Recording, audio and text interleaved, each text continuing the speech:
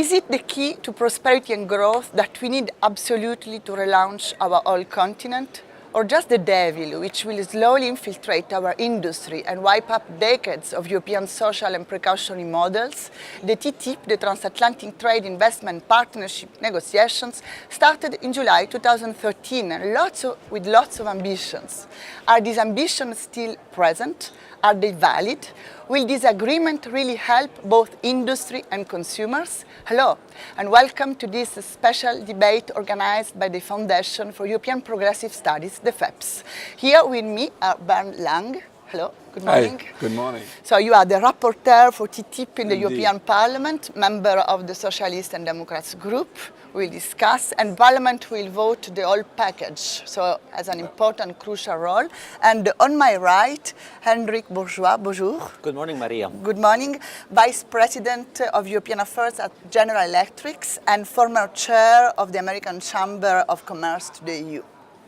So, first, Mr. Lange, you are not in the negotiation room as the Commission is the only rapporteur, but you follow very closely these discussions. So where are we, and what is, your judgment on the progress of these negotiations? Yeah, perhaps it was a failure not to have a close involvement of the Parliament in the negotiation process, because at the moment the ship TTIP is in troubled water, and we need a fresh start with more transparency so that everybody is aware what's on the table and what is not in the negotiation baskets. That's, I think, important for some sensitive areas like the public services or the cultural diversity. Therefore, we need to improve the role of Parliament so that at the end of the day, and you are quite right, the Parliament has to decide yes or no, there is no risk to get in failure. So nobody wants to have an act. Mr. Bourgeois, what is your judgment about the progress of these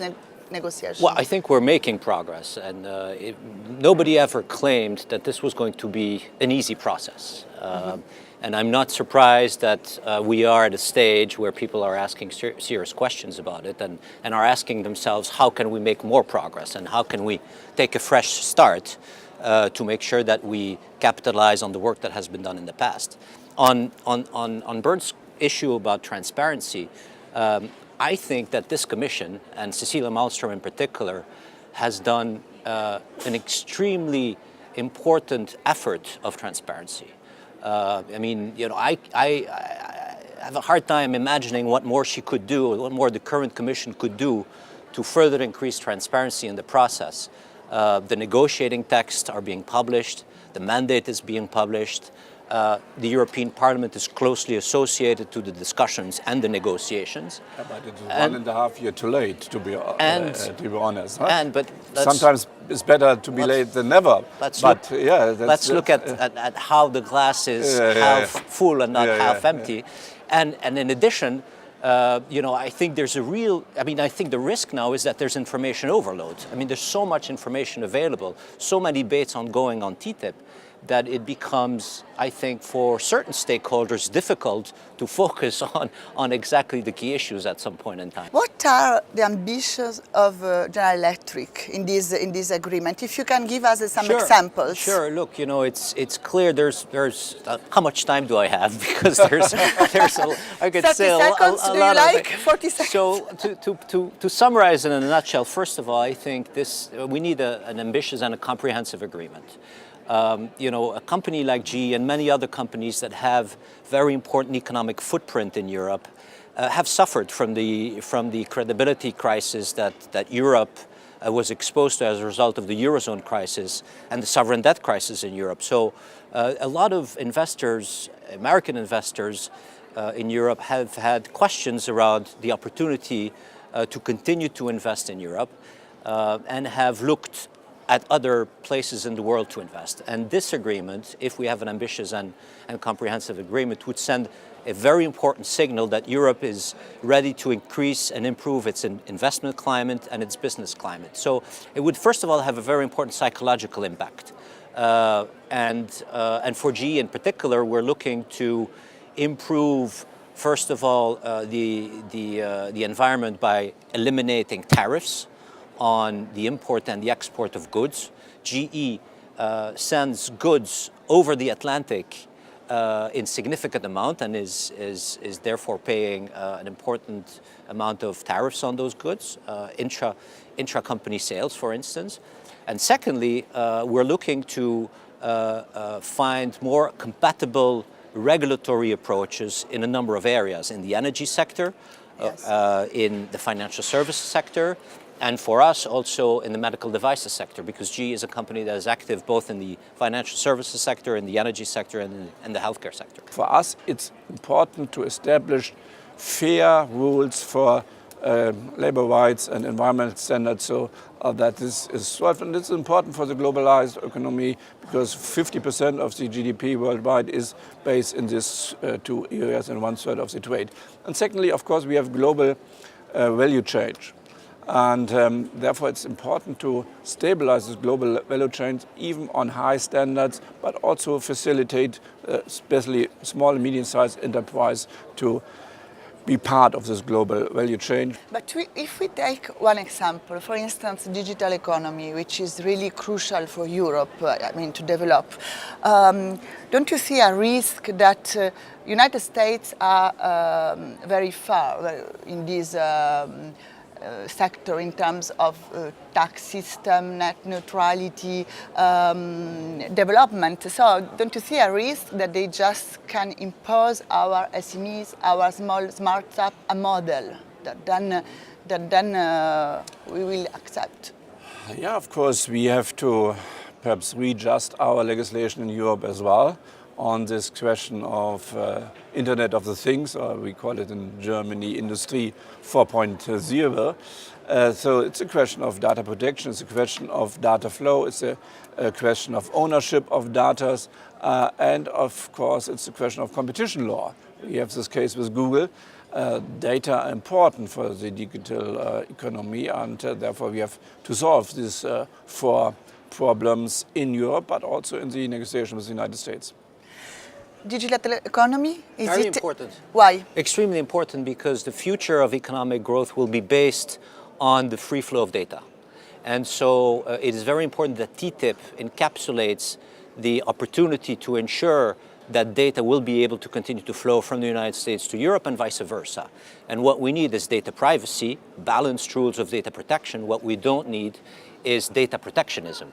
And so I think this is a real opportunity to set the standard on how two mature economies like the United States and Europe can promote the free flow of data, for instance, to achieve things like the Internet of Things or the industrial internet, and at the same time preserve in a balanced way and protect in a balanced way the privacy rights of our citizens on both sides of the Atlantic.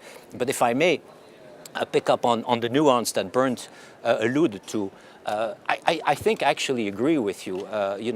If we are looking for an agreement between Europe and a partner, I don't think there's a better partner than the United States with whom Europe shares these types of common values that you were referring to, sustainability, respect for democracy, respect for property rights. Is there really these common values between EU and US? Do we share the same data protection views, for instance? Back to the digital question, I think the question who has the ownership of that data is also really important. And there are differences between some companies in the United States and Europe. We need, I think, especially for small and medium-sized enterprise, an open source so that they can really come in and have economic power in the process as well.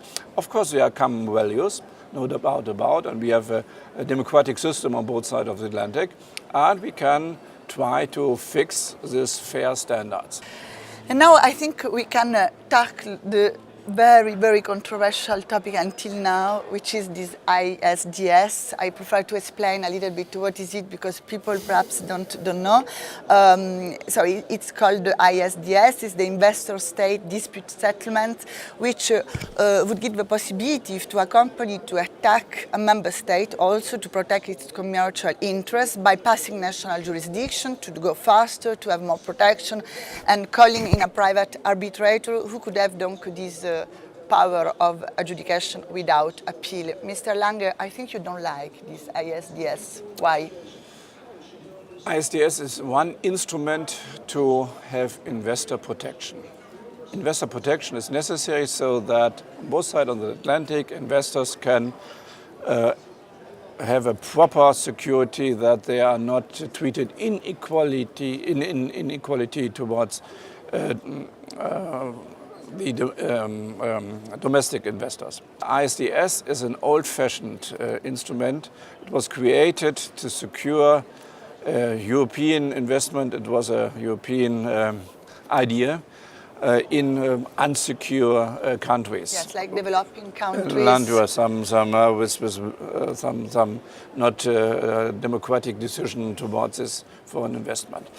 Between EU and United States, it's not necessary because we have well-developed juridical systems to secure the equal treatment of investment. And secondly, on the ISDS instrument, it's very intransparent. We have not a independent judge system. There's case by case. And there is not appeal. There's no appeal mechanism, and the cases have a very broad ground, and so there are lots of difficulties with these ISDS systems, and certainly. Even I think it's not economically necessary between EU and the United States. Look, the country with the biggest US investment in Europe has no ISDS agreement at all. That's Ireland. Ireland. ISDS, is it a good instrument to protect companies like General Electric? ISDS is an important instrument, and we should preserve ISDS. And ISDS is a mechanism that is, I wouldn't say old-fashioned. I think the old-fashioned mechanism is the state-to-state dispute resolution, where an investor would call upon the state of right. his own government. To the WTO, we have the state-to-state mechanism, and it's functioning on dumping quite well. In bilateral agreements, that's in the 19th century and the 18th century. What investors would do, they would call their home government and send requests to the government where they were making investments, and that led to wars sometimes. So ISDS is I think a more modern form of trying to protect investors.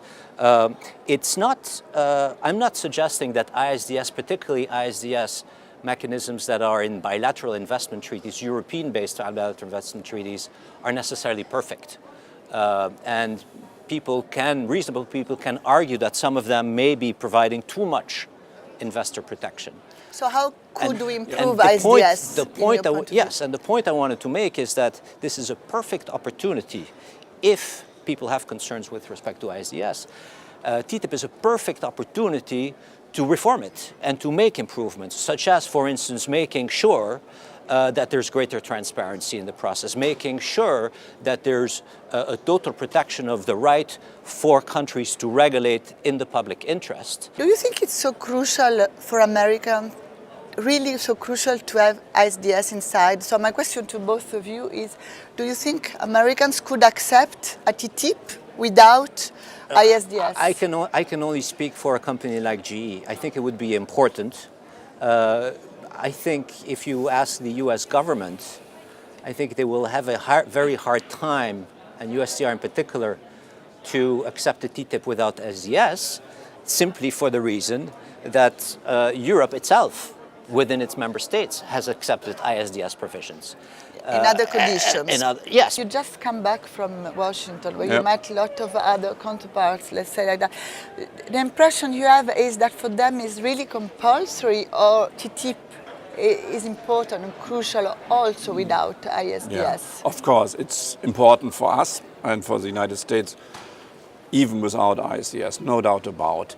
And as I mentioned, there's an ongoing discussion inside the Congress as well. So in the Senate, there is a declaration asking for exclusion of ISDS, and in the Congress, 13 Congress people introduce a bill for asking of an exclusion of ISDS. So there's an ongoing discussion in the United States as well, and that would be not really harm the whole exercise if at the end of the day we'll have a good TTIP with good standards, especially on the labor side, but without ISDS. TTIP before American elections in any case? This is That's what you the would goal. like? That's the goal. We need to have a substantive agreement before the U.S. elections. Absolutely.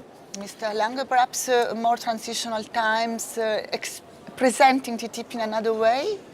I think we need a fresh start, and that means more transparency, and the new Commission is on a good way. We have to reflect which area are really important and perhaps which area are not so important, and in which area an agreement is not possible, and that's the result of the 1.5 years of negotiation. And therefore we will present in the European Parliament in May a resolution making just this reflection and give some advice to our negotiator. And really I'm convinced that we have to strengthen the role of parliaments, because such an important trade agreement is not just an issue which should be dealt behind closed doors from the negotiators. Mr. Lange, thank you very much. Thanks a lot. Mr. Bourgeois, thank you very much. Thanks a lot. Thank you. Thank you for watching us for this special event organized by the FEPS. Arrivederci.